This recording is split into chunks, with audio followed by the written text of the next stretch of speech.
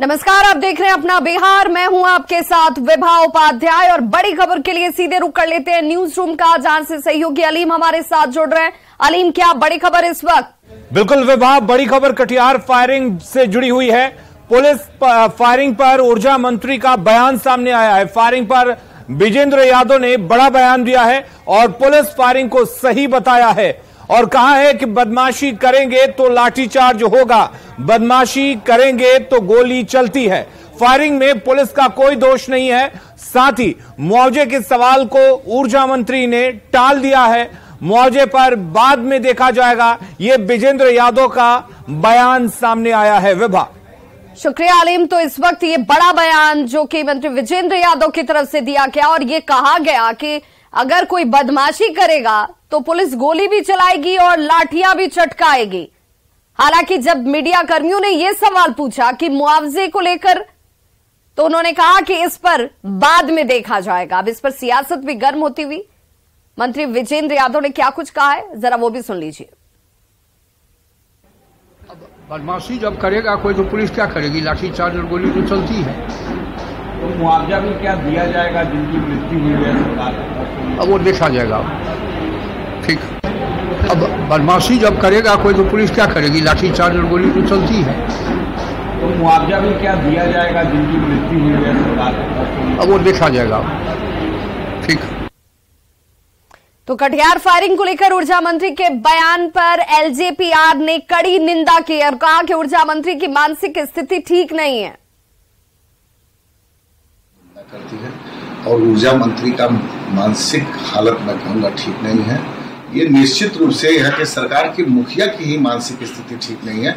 जिस तरह से बयानबाजी हो रही है, जिस तरह से सरकार की कार्रवाइयां हो रही है, निहायत दुर्भाग्यपूर्ण है। ये अंग्रेज से भी बदतर यहाँ की स्थिति हो गई है। गोली बारूद लाठी, इससे निदान नहीं निकलने वाला है। आप जनहित की समस्याओं को निदान करने की आपकी प्राथमिकता है, न कि गोली बारूद और बम चला करके उनको दमन करना। ये बहुत ही दुर्भाग्यपूर्ण है। बिहार में लगभग कानून राज स्थापित नहीं है।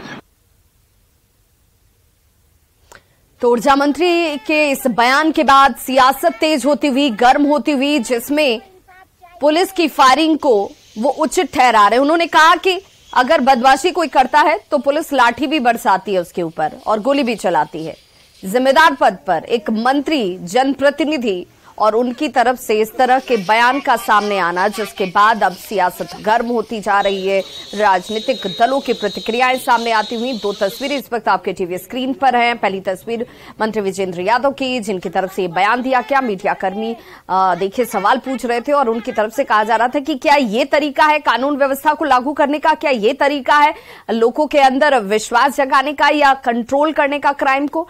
तो उस पर उनका जवाब देखिए किस तरीके से आता है। वो कहते हैं कि पुलिस लाठी भी चटकाएगी और गोली भी चलाएगी।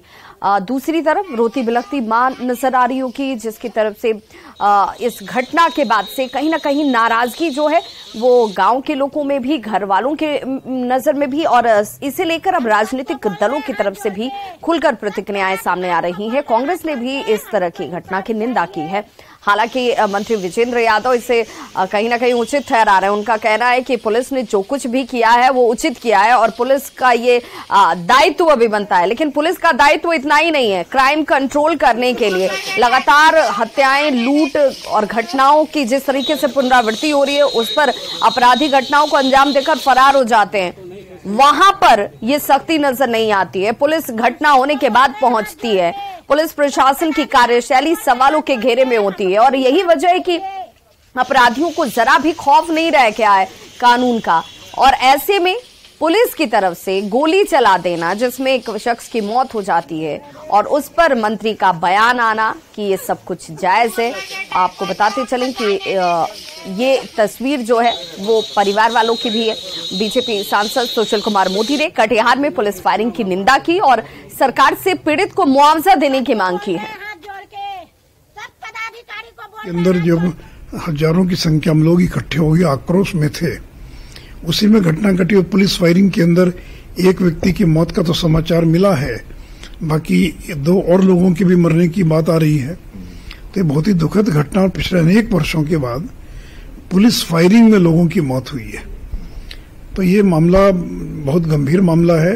एक तो पूरे बिहार के अंदर 24 घंटा बिजली की आपूर्ति सुनिश्चित करनी चाहिए सरकार को। और दूसरा कि बारसोई की घटना की न्यायिक जांच कराए और जो मृतक परिवार है उनको कम से कम 4-4, 5-5 लाख रुपया मुआवजा दिया जाए। तो सुशील कुमार मोदी को आप सुन रहे थे, जिन्होंने सीधे तौर पर कहा कि लोगों का आक्रोश बिजली व्यवस्था को कायम करने और बहाल करने के लिए था। लोग परेशान थे और इस वजह से आक्रोश जाहिर किया जा रहा था, जो कि उनका भी अधिकार है, लेकिन वहां पर फायरिंग की जाती है और एक शख्स की मौत हो गई। हालांकि ये कहा जा रहा है कि 2 और लोगों की मौत क्या रही है उसकी पुष्टि हालांकि नहीं हो पाई है। कुंतल कृष्णा हमारे साथ बीजेपी प्रवक्ता जुड़ चुके हैं। बहुत स्वागत कुंतल जी आपका।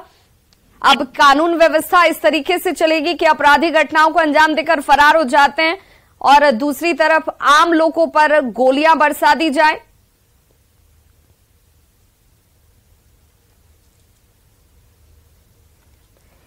तो प्रदर्शनकारियों पर फायरिंग की ये घटना जो कि अपने आप में गंभीर सवाल पैदा करती है। सवाल ये कि आखिर प्रदर्शन करने का अधिकार है, लोग सड़क पर क्यों हैं, उनकी समस्या क्या है, क्यों नाराजगी जाहिर कर रहे हैं, उसे दूर करने की बजाय क्या फायरिंग ये रास्ता अख्तियार करेगी कानून व्यवस्था को बहाल करने का? पुलिस सवाल गंभीर है। हमारे साथ बीजेपी प्रवक्ता कुंतल कृष्ण जी जुड़ चुके हैं। कुंतल जी बहुत स्वागत आपका।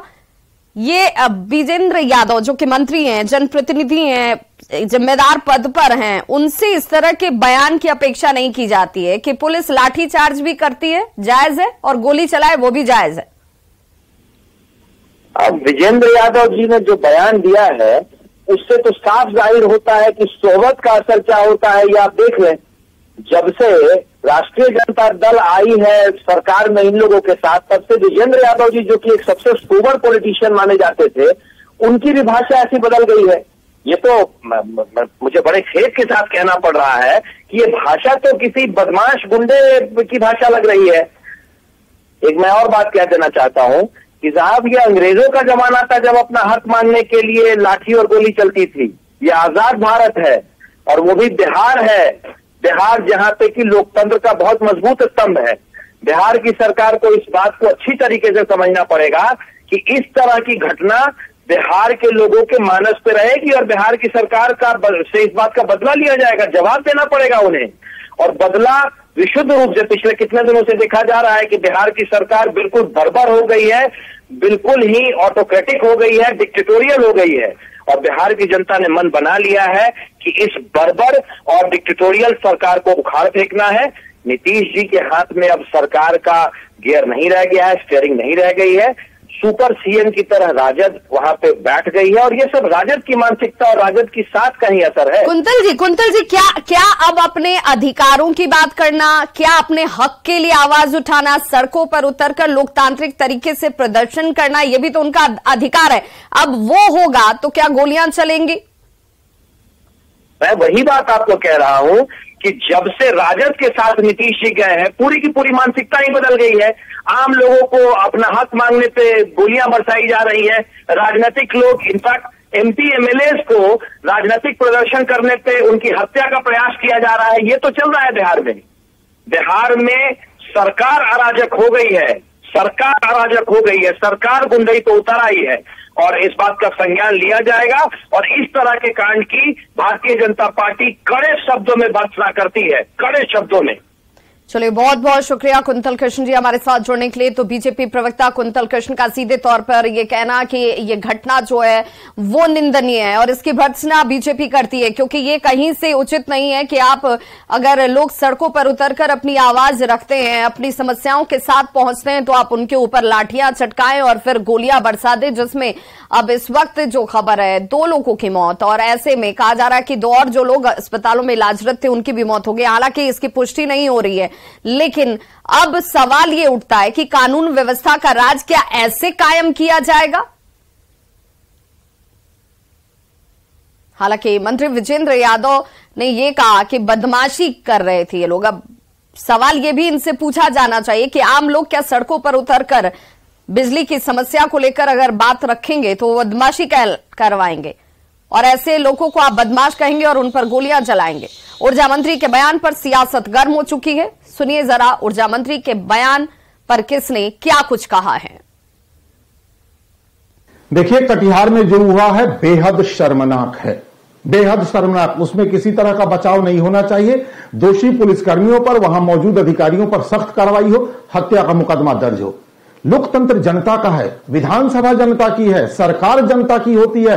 सारे विभाग, वो चाहे बिजली विभाग हो, कोई विभाग हो, जनता के पैसों से चलते हैं। और जनता के पैसों से चलने वाला विभाग ही जनता को बिजली नहीं देगी तो जनता सड़कों पर नहीं उतरेगी, कहां जाएगी फिर? और सड़कों पर उतरेगी तो आप गोली मार दीजिएगा। इस गोलीकांड का बचाव नहीं किया जा सकता। अब बिहार सरकार के मंत्री भी राजद के साथ के कारण गुंडे और बदमाश और अपराधियों वाली भाषा बोलने लग गए हैं। मैं बता देना चाहता हूं बिहार की सरकार को कि यह अंग्रेजों का वक्त था जब अपना हक मांगने पे लाठी और गोलियां मिलती थीं। अब हम आजाद भारत में रहते हैं और आजाद भारत में इस तरह की तानाशाही नहीं चलेगी। मैं बिहार के माननीय मंत्री जी की इस भाषा का घोर निंदा करता हूं। तो कटिहार के बारसोई में जहां कल प्रदर्शन कर रहे लोगों पर गोलियां चली, उसका वीडियो सामने आया है। वीडियो में हम आपको दिखाने जा रहे हैं। साफ आप देख सकते हैं कैसे पुलिसकर्मी जो है, प्रदर्शनकारी जो यहां पर प्रदर्शन कर रहे थे, उन पर गोलियां चला रहे हैं। ये वीडियो जांच में काफी महत्वपूर्ण होगा। अब सवाल ये कि क्या इन पुलिसकर्मियों पर कार्रवाई की जाएगी। तो ये तस्वीर देख लीजिए। ये तस्वीर उस दावे की पोल खोलती है जिसे विजेंद्र यादव कह रहे हैं कि बदमाशी करेंगे तो लाठी भी चलेगी और गोली भी चलेगी। तो गोली कौन चला रहा है? और इनके हाथ में बंदूक कानून व्यवस्था को कायम करने के लिए दिया गया था। अब लोग अगर अपनी मांगों के साथ प्रदर्शन करने के लिए सड़कों पर उतरे, बिजली विभाग के कार्यालय तक पहुंचे, तो क्या उन्हें गोली खानी पड़ेगी? ये सवाल जरूर उठेगा। और अब ये तस्वीरें भी सामने आ चुकी हैं। सवाल ये कि क्या ऐसे पुलिसकर्मियों पर कार्रवाई होगी या एक बार फिर से लीपापोती करती हुई सरकार नजर आएगी।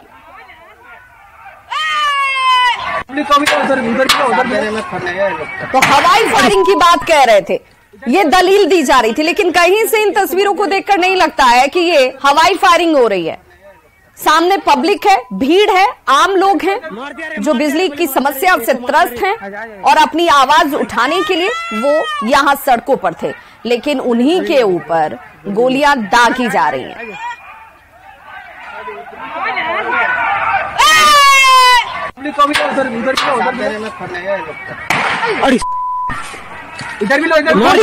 एक्सक्लूसिव तस्वीरें इस वक्त आप अपने टीवी स्क्रीन पर देख रहे हैं, जहां पर लोगों की आवाज आपको सुनाई दे रही होगी। ये पुलिसकर्मी आपको नजर आ रहे होंगे जिनके हाथों में बंदूक है। बंदूक दी गई थी कानून व्यवस्था को कायम रखने की, अपराधियों पर नकेल कसने की। अपराधी तो घटनाओं को अंजाम एक के बाद एक हर जिले पर देते नजर आते हैं, वहां पर उनके ऊपर ये गोलियां नहीं चल पाती हैं, उन्हें पकड़ा नहीं जा पाता है। घटना के बाद ये पुलिस पहुंचती है, लेकिन आम लोग जब सड़कों पर होते हैं अपनी मांगों के साथ, अपनी समस्याओं को लेकर, तब उनके ऊपर गोलियां कैसे चलाई जाती हैं। और मंत्री की तरफ से कहा जाता है कि बदमाश हैं तो उनके ऊपर लाठी भी चलेगी और उनके ऊपर गोली भी बरसेगी। तो मंत्री जी को भी जवाब देना पड़ेगा और पुलिस प्रशासन को भी ये जवाब देना होगा कि ये किस तरीके से हवाई फायरिंग हो रही थी। कहीं से नजर नहीं आ रहा कि ये हवाई फायरिंग हो रही है। हवाई फायरिंग हवा में की जाती है, न कि लोगों के ऊपर की जाती है, और यही नतीजा है कि यहां पर जान चली गई। अब इंसाफ की मांग पीड़ित परिवार भी कर रहा है और निशाना लगाते हुए ये तस्वीर आप देख सकते हैं। ये तस्वीर बताने के लिए काफी है कि कैसे सामने भीड़ है और भीड़ की तरफ निशाना साधते हुए पुलिस के जवान जो हैं, ये कर्मी जो हैं, वो गोलियां दाग रहे हैं। हवा में ये गोली नहीं दागी जा रही है। मंत्री विजेंद्र यादव जी को भी ये तस्वीर देखनी चाहिए। हो सकता है कि सुनी सुनाई बात सुनकर वो इस तरीके का बेतुका बयान दे रहे हो, गैर जिम्मेदाराना बयान दे रहे हो। और जो भीड़ यहाँ सामने खड़ी है वो कोई गुंडे नहीं है, वो कोई बदमाश नहीं है, वो कोई अपराधी नहीं है। अपराधी तो इन पुलिस वालों की आंखों के नीचे से, नाक के नीचे से घटनाओं को अंजाम देकर निकल जाते हैं। उन्हें पकड़ना दूर की बात है इनके लिए, लेकिन जब यहाँ आम पब्लिक, आम जनता सड़कों पर थी, उनके ऊपर कैसे निशाना लगा रहे हैं ये पुलिसकर्मी, ये तस्वीरें उस बात की तस्दीक करती हैं। और इसीलिए ये सवाल हम पूछेंगे कि क्या ऐसे पुलिसकर्मियों पर कार्रवाई नहीं होनी चाहिए? इनका बचाव क्यों? मंत्री विजेंद्र यादव इस तरीके से गैर जिम्मेदाराना बयान कैसे दे सकते हैं? घटनाओं को रोकने के लिए पुलिस के पास और भी कई रास्ते होते हैं। जब लोग सड़कों पर थे, नाराजगी जाहिर की जा रही थी, अगर भीड़ इस तरीके से आक्रोशित था कि उसे रोकना और आक्रोश को शांत करना पुलिस की जिम्मेदारी थी, तो दूसरे भी रास्ते थे। लेकिन यहां पर ये फायरिंग की जा रही है, वो भी निशाना साधकर सामने पब्लिक के ऊपर। बारसोई में कल हुई पुलिस फायरिंग के बाद अब हालात कंट्रोल में है। कटिहार एसपी ने लोगों से अपील की है कि लोगों के पास अगर कोई सबूत है तो पुलिस को दें, साथ ही लोगों से अफवाहों से बचने की भी सलाह दी। बारसोई में बिजली को लेकर बवाल के बाद अब क्या ताजा अपडेट है, आइए इस पर बात कर लेते हैं कटिहार एसपी से। सर, क्या ताजा अपडेट है बारसोई की स्थिति को लेकर? अभी जो वहां पर स्थिति है अभी शांतिपूर्ण है, सामान्य है। जितने भी संवेदनशील जगह है, जो हमारा बारसोई जो शहर है, सभी जगहों पर जो हम लोगों ने दंडाधिकारी, पुलिस पदाधिकारी बल की प्रतिनियुक्ति की है। एनएचआरसी का जो गाइडलाइंस वगैरह है उस सभी को पालन करते हुए हम लोगों ने उसको कराया है। और पूरी जो घटना हुई है वो दुखद है और इसमें किसी भी तरफ से अगर कोई लापरवाही हुई है, गलती हुई है, या प्रशासन के तरफ से हो, पुलिस की तरफ से हो, या जो असामाजिक तत्व हैं उनके तरफ से जो की गई है, तो इस सभी एंगल पर जो है हम लोग कार्रवाई जो दोषी हैं उन पे करेंगे। लोगों से क्या अपील करें? लोगों से जो भी हम सभी लोगों से जो है, खासकर बारसोई के लोगों से हमारा अपील है कि अगर आपके पास, कल भी हम लोग 6-7 घंटा थे, आज भी हम लोग वहां पे जाएंगे, आपके पास अगर कोई बात है, आपके पास अगर कोई एविडेंस है, तो आप स्वयं मुझे आकर के दें, नहीं तो मेरे मोबाइल नंबर पर आप भेज सकते हैं। और बाकी अगर किसी भी प्रकार की कोई भी रूमर है, आप कृपया उस पर विश्वास न करें। हम लोग आप लोगों के साथ हैं, किसी प्रकार की कोई बात नहीं है वहां पर, सारा माहौल जो है शांतिपूर्ण है। धन्यवाद। तो ये कटिहार एसपी बता रहे थे कि फैक्ट बेस्ड कार्रवाई होगा और जो अगर किसी के पास कोई भी एविडेंस है सीधे पुलिस से संपर्क करे, किसी भी अफवाह से बचे। सुब्रत, न्यूज़ 18 कटिहार। तो एसपी साहब को ये वीडियो जरूर देखना चाहिए जिसमें पुलिस वाले सीधे टारगेट करते हुए, निशाना साधते हुए आम लोगों के ऊपर गोलियां चला रहे हैं। क्यों चला रहे हैं, अब ये जांच करने का जिम्मा इनका है। कब तक करते हैं, दोषियों पर कार्रवाई होती है या नहीं होती, ये सवाल जरूर है। बीजेपी सांसद सुशील कुमार मोदी ने पीएम मोदी के उस बयान का समर्थन किया है जिसमें पीएम मोदी ने तीसरे कार्यकाल में भारत को दुनिया की तीसरी अर्थव्यवस्था बनाने की गारंटी दी। सुशील मोदी ने कहा कि 9 साल के शासन के बाद भी हर सर्वे में पीएम मोदी की लोकप्रियता 70% से ज्यादा बनी हुई है। भारतीय जनता पार्टी पूरी तरह से कॉन्फिडेंट है कि जो 9 वर्षों में हम लोगों ने काम किया है उसके परिणाम स्वरूप अगला जो 2024 का लोकसभा चुनाव होगा उसमें पहले से ज्यादा सीटें जीतकर हम लाएंगे। हम अपने काम के आधार पर जनता से वोट मांग रहे हैं। और देखिए, अभी तक जितने भी सर्वे हुए हैं उन सभी सर्वे में नरेंद्र मोदी की जो लोकप्रियता वो 70% से ज्यादा पाई गई है। तो 9 साल तक प्रधानमंत्री रहने के बाद 70% से ज्यादा लोग अगर खुश हैं उनके काम से, ये क्या दर्शाता है? सिर्फ लाख या कोई गठबंधन बना ले, कोई फर्क नहीं पड़ता है। जनता ने मन बना लिया है और हम पूरी तरह से कॉन्फिडेंट हैं कि 2024 के अंदर फिर 5 साल के लिए नरेंद्र मोदी देश के प्रधानमंत्री बनेंगे। और बड़ी खबर इस वक्त आ रही है माले विधायकों की चेतावनी से जुड़ी हुई, जिसमें सरकार से वार्ता की माले ने मांग की है, शिक्षक संगठनों से वार्ता की मांग की है। 31 जुलाई तक वार्ता की चेतावनी दी गई है। माले विधायकों की तरफ से वार्ता नहीं तो फिर आंदोलन शुरू किया जाएगा। संदीप सौरभ की तरफ से बयान आया और वार्ता की मांग कर रहे हैं शिक्षक संघ लगातार, और लालू और तेजस्वी से मिल चुके हैं संदीप। सरकार से बार बार आश्वासन मिल रहा है लेकिन आश्वासन के आगे कुछ नहीं हो रहा। ऐसे में माले विधायकों की तरफ से अब चेतावनी दे दी गई है कि जल्द, और 31 तारीख की वो तारीख भी तय कर दी गई जिसमें कहा गया है कि वार्ता होनी चाहिए, नहीं तो फिर आंदोलन के लिए हम तैयार हैं। शिक्षक संगठनों से ये वार्ता जल्द हो। तो इस बुलेटिन में बस इतना ही। चलते